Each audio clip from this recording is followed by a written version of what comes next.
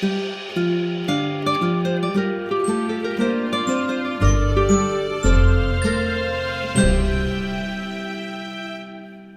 everyone. Chris and I hope that you are having a wonderful holiday season as the year 2022 draws to a close. We're taking a brief break from our season Drama is Conflict just to bring you some short stories and vignettes from Philadelphia theater history. These are all small stories that I've written and shared over social media recently, and I thought I would bundle them together, as it were, and just share them with you. They all are dated somewhere between December and January in the year, but all from very different eras. So I'll read them one by one. Chris will add a little celebratory music in between, and then we'll all get ready to warm up our eggnog and welcome in the new year of 2023. Okay, here we go. Wasn't that a mighty day? A mighty day. Wasn't that a mighty day? A mighty day, Lord. December 2000. The Freedom Theater's adaptation of Langston Hughes' play, Black Nativity, had returned to the company's newly renovated home, the John E. Allen Theater on North Broad Street. Originally staged in 1994 by director Ozzie Jones and choreographer Patricia Scott Hobbs, the show Black Nativity had sold out its run and won multiple Barrymore Awards. The exuberant production was performed in the small 125-seat space in the lower level of the company's home on North Broad Street. This was the annex that had been added to the former Edwin Forrest mansion during the period it had been occupied by the Philadelphia School of Design for Women. By 1995, construction had begun on an ambitious new theater to house the Freedom Theater Company. This had been a long-held dream of Freedom Theater's founder, John E. Allen, who had passed away in 1992. Unfortunately, construction and funding issues that arose while shoring up the crumbling 19th century exterior of the building kept the project from being completed swiftly. For 2 years, Freedom Theater's artistic director, Walter Dallas, staged Black Nativity at the Arts Bank on South Broad Street every holiday season, and then for 2 more years it moved to the even larger Zellerbach Theater in West Philadelphia. The show always attracted large audiences and much favorable critical attention, but in 1999 the company, beset by funding issues, had not staged the show at all. So, Black Nativity's return to North Broad Street in December 2000 was an especially celebratory occasion. Then, in 2001, newly revised and updated by director Clinton Turner Davis, the show added contemporary songs into its first act, recounting the story of the birth of Christ from an Afrocentric perspective, including the Nigerian song, Awe Your Ahari. Once again, Patricia Scott Hobbs set all the dances, utilizing the talents of her many students from the Freedom Theater's school. In the second act, the scene shifted to a modern street setting, with the company dressed mostly in white. Brian Clark sang A Mighty Long Way. Antoine Davis soloed in My Soul Has Been Anchored in the Lord, and Barbara Mills' God Has Been So Good reportedly shook the rafters of the new Freedom Theater's home. If God has been so good to you, just praise Him. Tell them, Cheryl, if God has been. If God has been so good to you, come on and praise Him. Oh, if He's done anything for you, you ought to praise Him. Oh, if God has been so good to you, come on and praise Him. December 25th, Christmas Day, 1941.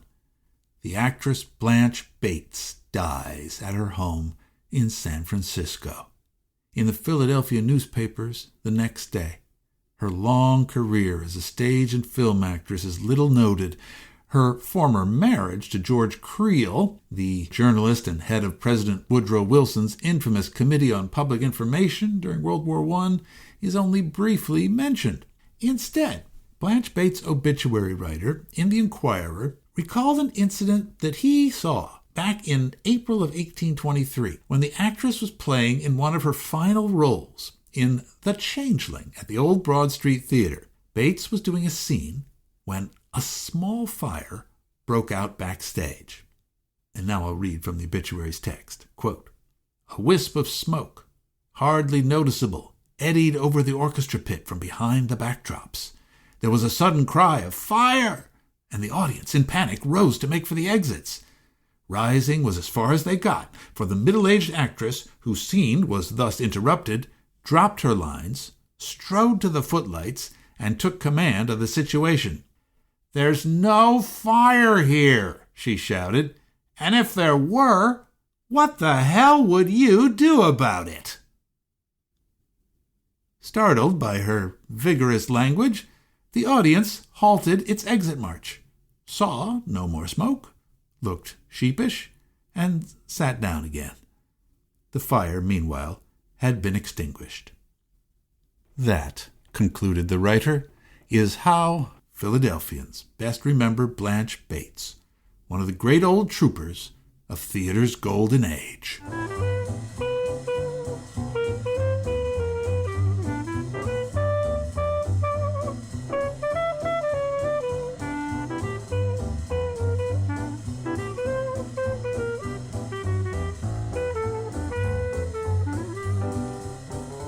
December 27th, 1973.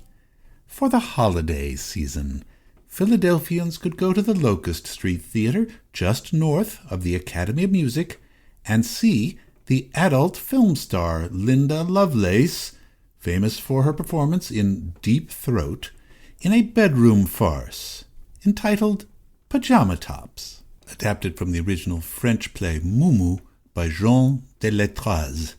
In his review of Pajama Tops, Philadelphia Inquirer critic William B. Collins was not very kind to the production, referring to the show as an old-time stock production, and only praising the efforts of the actor William Browder, who was playing a stereotypical gay character. Collins also referenced the movie, which had made the star of the show famous, and he obviously resented that his job required him to be present at the performance at all.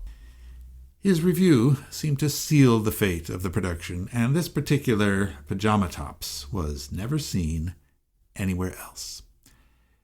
To be fair, the final week of the year 1973 was not a high point in the history of the performing arts in the city of Philadelphia. True, you could go to see Romeo and Juliet at the Walnut Street Theater that week, performed by a touring group of British actors just out of the university. And if you were in town that week, I would have personally recommended seeing Hume Cronin and Jessica Tandy, who were doing a Noel Coward play around the corner from the Locust over at the Schubert Theater. But there was almost no locally produced theater at all that year.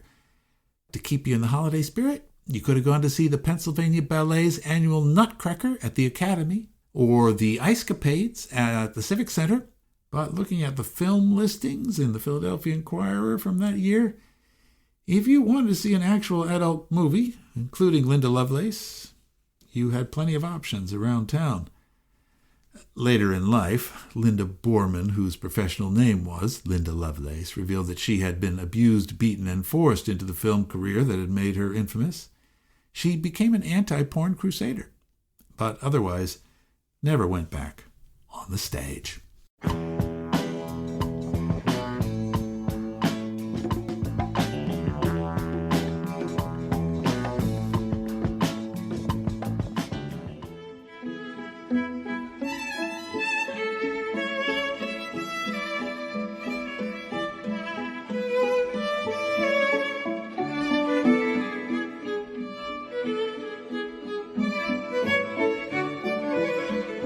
December 31st, 1900.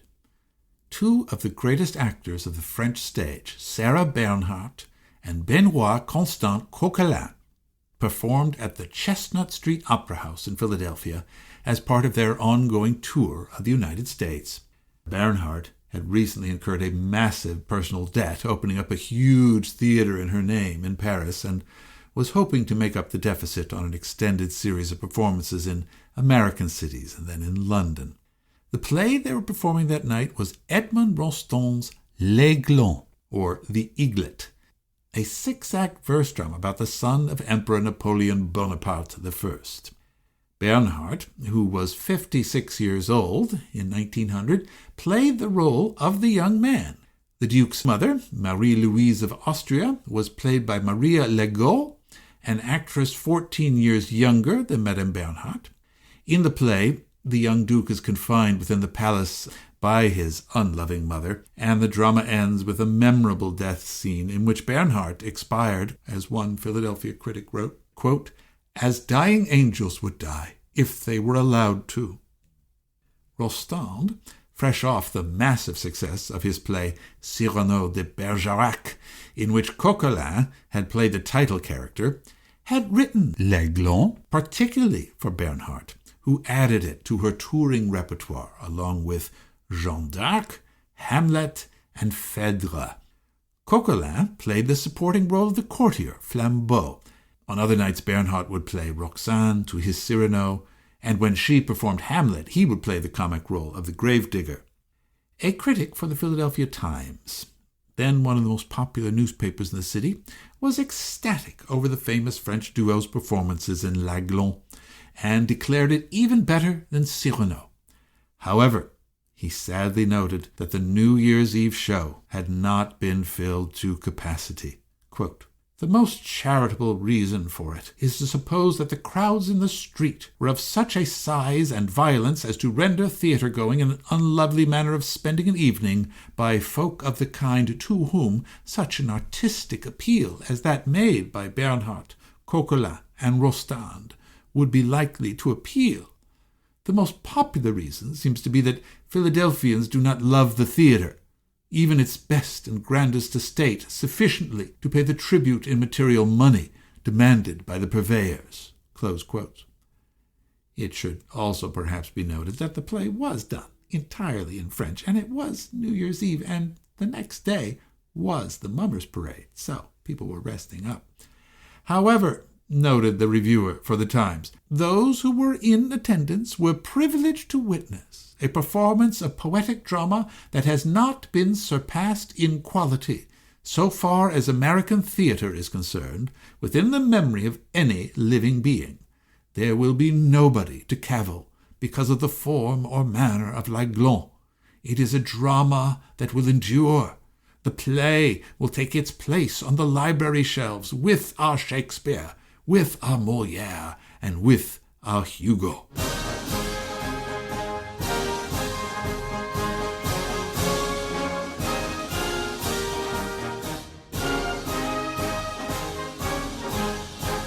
January 2nd, 1882. Mr. and Mrs. McKee Rankin and their touring combination of players returned to the Arch Street Theater in Philadelphia with the play 49, a sensational and sentimental melodrama involving a heavily bearded Western frontiersman and his wife during the gold rush. The newly written 49 had a rather chaotic creation process. It was hastily thrown together after Rankin's production of the play William and Susan had failed when theaters closed in the fall of 1881 in mourning for the assassinated President Garfield. 49 had a number of authors, and like most melodramas of the day, its plot was much too complex to be briefly stated. Basically, it involved mistaken identity, a lost heiress to the gold rush fortune of an old miner, and a gammon character named Carrots. There were run-ins with Indians, Mormons, and a gang of vigilantes. Rankin, playing the old miner and disguising his leading man good looks under a huge gray beard, was highly praised in the play. One critic said that, quote, "he has made the artistic hit of his career." McKee Rankin was a Canadian actor who, as a young man, had spent a good deal of the 1860s in Philadelphia. Not being an American citizen, he wasn't subject to the Civil War draft. He was returning to a well-known base of operations because from 1865 to 1866, he was the young leading man in the stock company at Mrs. John Drew's Arch Street Theater, which he regarded as the place where he really got his training and his education as an actor. In 1869, Rankin had married the Philadelphia-born actress Kitty Blanchard, and now a leading man in his own right, McKee Rankin was touring the nation, though sometimes playing to half-empty houses. Philadelphia, however, proved a great home for the melodrama, and it did great business over the holiday season. Mrs. Drew was always glad to be his host because his shows were such good box office. Now, interestingly, Rankin's involvement with Mrs. Drew's family would have an even longer and more tangled history. 2 of his 3 daughters would marry into the Drew family. Gladys Rankin, his eldest child with Kitty Blanchard, would marry Mrs. Drew's youngest son, Sidney Drew.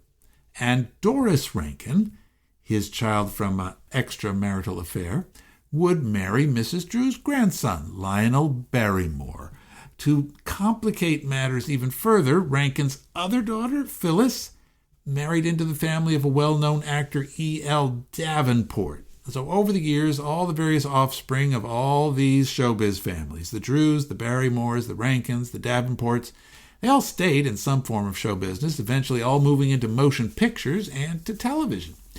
Indeed, if the name Rankin appears to ring a bell for you, it's probably because his grandson, Arthur Rankin, of Rankin Bass Productions, who produced the Christmas specials Rudolph the Red-Nosed Reindeer, Frosty the Snowman, and Santa Claus is Coming to Town.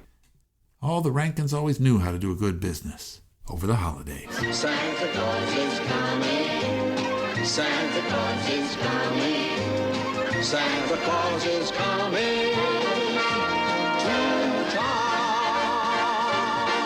Merry Christmas. January 7th, 1901. Ethel Barrymore, aged 21, made her debut as a star actress on the Walnut Street Theater stage in the Clyde Fitch comedy Captain Jinks of the Horse Marines. However, the evening did not go well. It should have. She ought to have felt right at home. After all, the Walnut was where her grandmother, Louisa Lane Drew, had made her own debut, at the age of only 8, as the little Duke of York in Richard III, starring Junius Brutus Booth. Her late mother, Georgiana Barrymore, had been a popular actress in the city, as had her father, the handsome and disreputable Maurice Barrymore. Ethel Barrymore had been born in Philadelphia and had been educated at the Notre Dame convent in the city. Her uncle John Drew had made frequent appearances on Philadelphia stages, bringing his latest Broadway hits down to the Chestnut Street Theater annually. And another uncle, Sidney Drew, was a well-known comic actor, as well as being a well-known denizen of the city's pool halls. But by 1901, Ethel, the newest member of the Drew Barrymore clan, had a few years of stage experience herself. After a start as an understudy in John Drew's company in New York, she'd gone off to London in 1897 with the actor William Gillette and had impressed London society and had been ardently wooed by a young Winston Churchill. Nevertheless, Ethel Barrymore was still by nature quite shy, and like her brothers Lionel and John, she had rather resisted joining the family acting profession at all.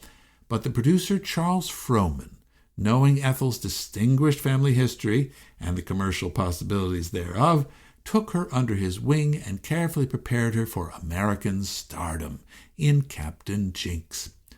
Playwright Clyde Fitch already had 2 hit plays running on Broadway. After all, this was a sure thing, Frohman calculated. In the play, Captain Jinks, Ethel was to portray Madame Trentoni, a European opera star of the 1870s who is romanced by a British cavalry officer and bets his friends he can win Madame Trentoni's affections. What begins as a cynical ploy, of course, ends up developing into true love over the course of the play. By all accounts, however, on opening night at the Walnut, Ethel was terrified. Oddly, as she stood in the wings, she demanded $5 advance money from the Walnut stage manager, saying she hadn't been paid yet and she wanted some cash in her pocket. The stage manager handed her $50 and tried to reassure her by giving her a peek through the curtain at the packed house. But evidently this only made things worse, and when the action of the play began, she could barely be heard beyond the footlights. An encouraging Philadelphia voice called out from the balcony, "Speak up, Ethel. All the Drews are good actors." And Ethel rallied a bit from that point on, and one critic later proclaimed her a charming young girl, just coquettish enough at times to elicit greater tribute. But at the final curtain call, when Clyde Fitch also came before the curtains and called on her to say a few words to the crowd, poor Ethel could only barely squeak, I thank you all very much, before running from the stage back to her dressing room in embarrassment. But, happily, over the course of the 2-week-long run, Ethel Barrymore's confidence slowly began to grow. By the time the play reached New York, she was learning how to command the stage, and Captain Jinks became a smash hit on Broadway, running for a straight 6 months. Ethel regularly trotted out Captain Jinks for years afterwards as part of her repertoire, and whenever she played Philadelphia, in any play at all from then on, she learned to always give the same curtain speech on opening nights. Gazing to the balcony, she would proclaim, "It's good to be home," which always received an enthusiastic round of Philadelphia applause.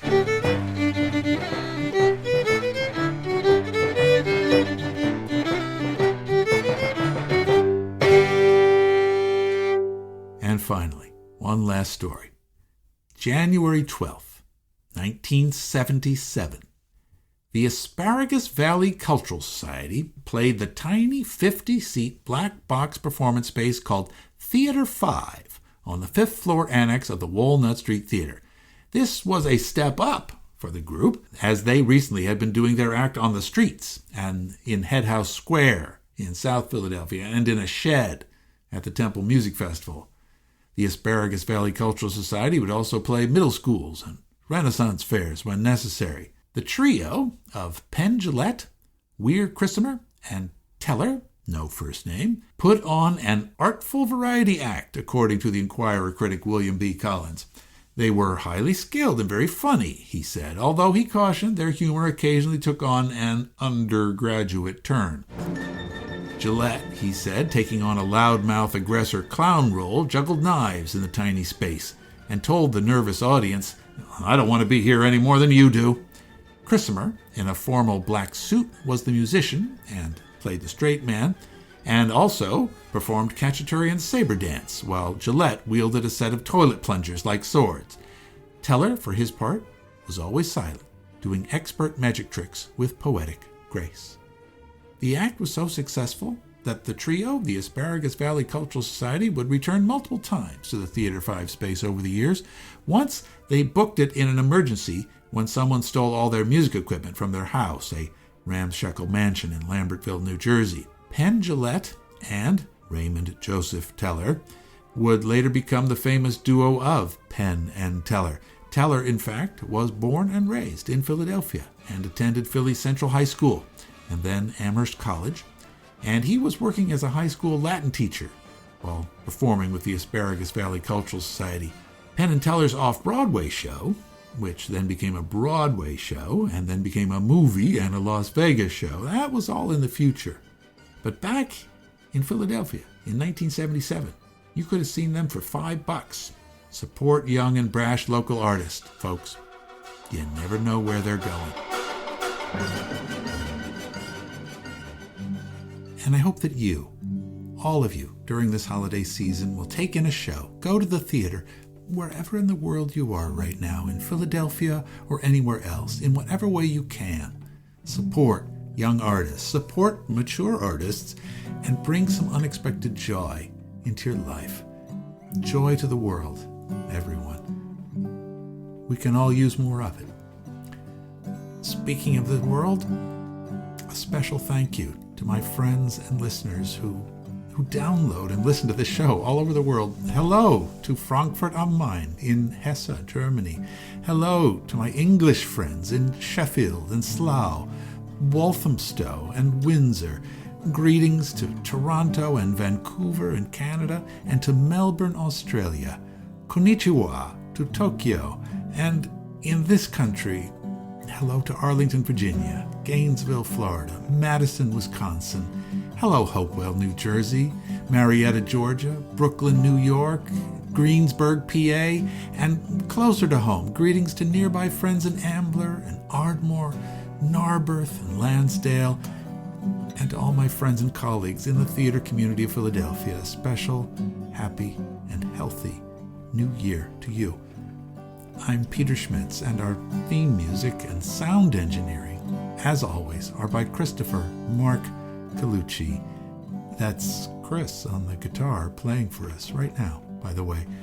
Please check out our social media feeds on Facebook and Instagram, and maybe consider sending a little love and financial support our way on Patreon. The links are in the show notes. It's a lovely holiday gift, and there are all sorts of extra benefits waiting for you if you do.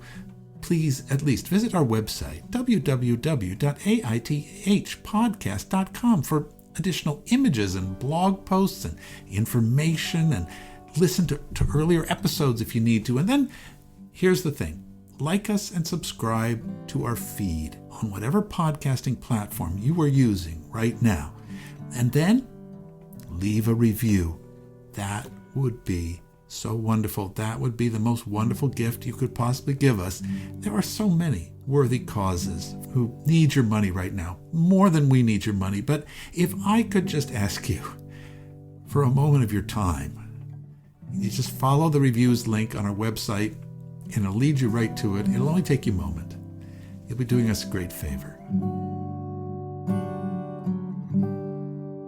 Please join us again in a few weeks' time when we continue on our adventures in theater history, Philadelphia.